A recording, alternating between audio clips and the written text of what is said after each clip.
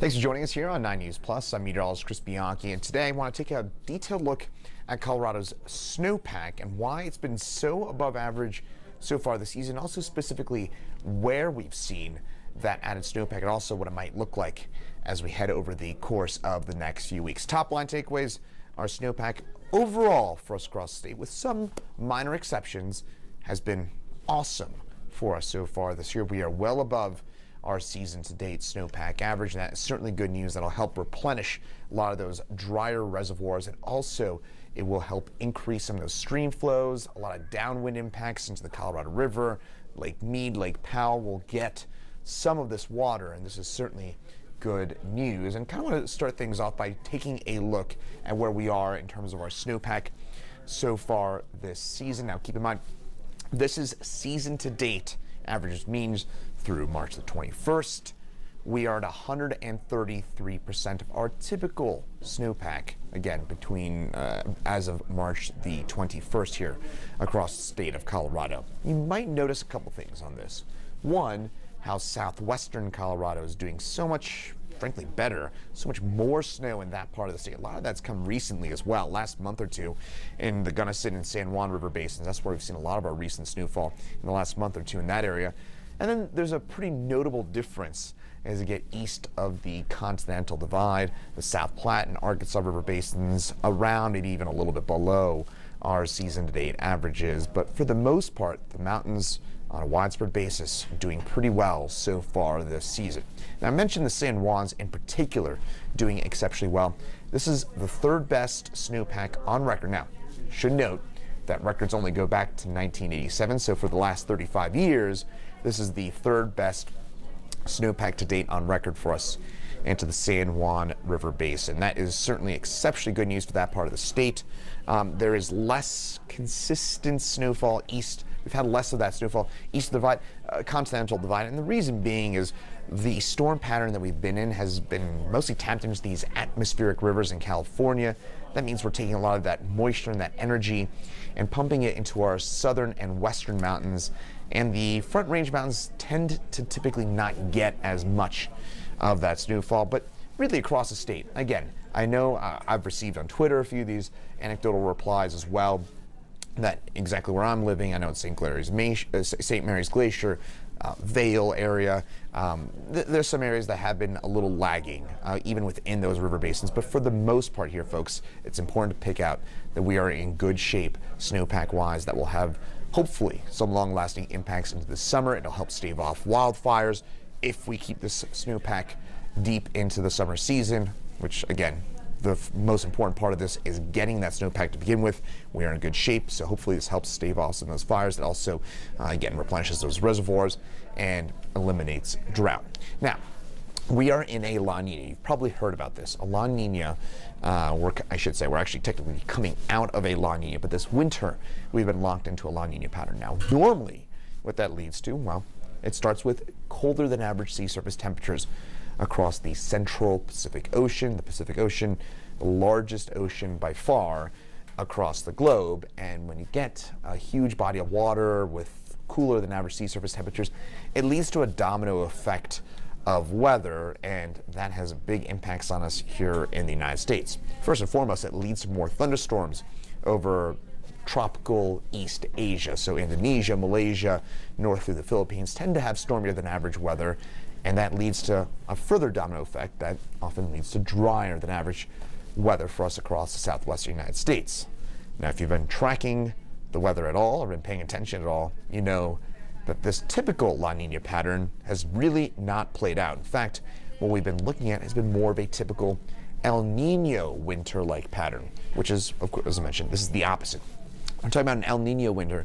That means we've got warmer than average sea surface temperatures across the equator, and that leads to typically more active weather for us across the southern and western United States. Again, we are not in an El Nino. We are likely heading into one for next winter, but the pattern that we've been in has been El Nino-like. And what I mean to say by that is what we've been talking about over the last few weeks. You might have heard my atmospheric river explainer a couple of weeks ago. Atmospheric rivers pumping up moisture from the Hawaiian Islands, from the Central Pacific Ocean, and just kind of lambasting the southwestern United States with repeated rounds of active weather. Well, guess what here, folks? This is the pattern that we're in literally right now.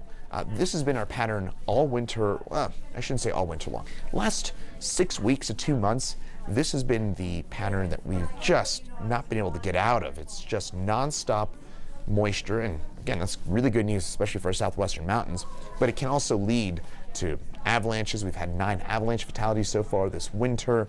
That is more than usual, and the winter, of course, not even over and done with yet. And it can lead perhaps later in the spring to flooding as a result of all that water that's got to eventually melt on off.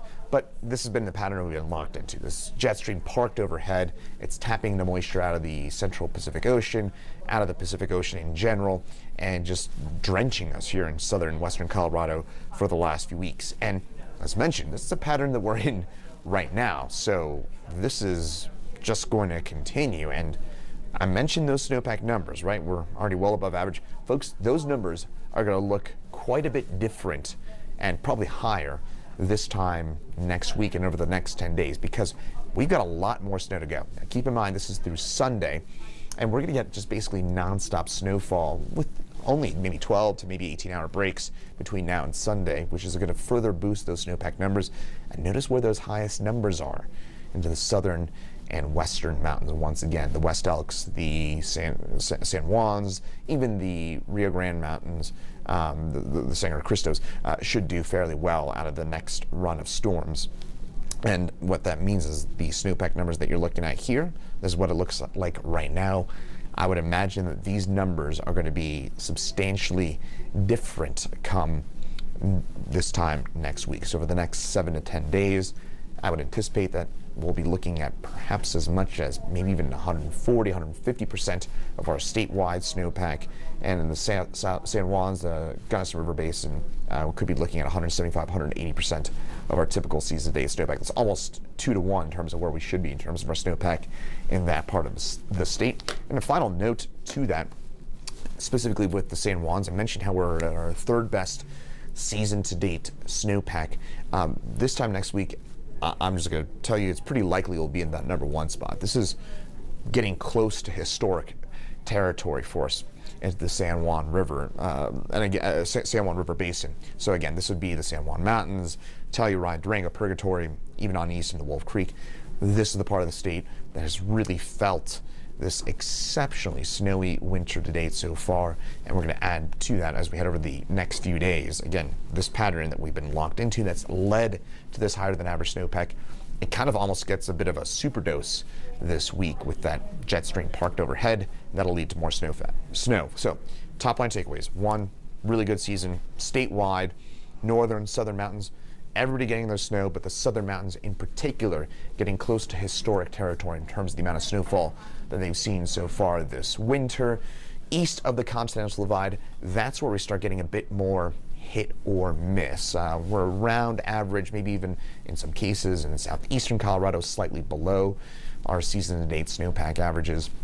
But overall, it has been a good winter for us here across the state of Colorado, and especially if we stay cool through April and May and early June, that'll keep that snowpack deep into the summer. That will help us with the first part of the summer wildfire season, which is confined to the mountains. Again, you got more moisture in the ground. It'll help stave off that potential for wildfires, and of course, it will replenish those reservoirs and those rivers, and eventually those huge reservoirs that we really need to fill back up. Lake Powell, Lake Mead. This is a drop in the bucket in terms of what they need down there, but we'll take that drop, and we are getting it from Mother Nature so far this winter season. And this also goes against the fact that we're coming out of a La Nina. This has been a La Nina winter. Normally in a La Nina winter, we tend to see those lesser totals for southwestern Colorado. Northern Colorado tends to be the best in those sorts of winters, but hey, we're happy that things have flipped around. It's looked a bit more like an El Nino winter for us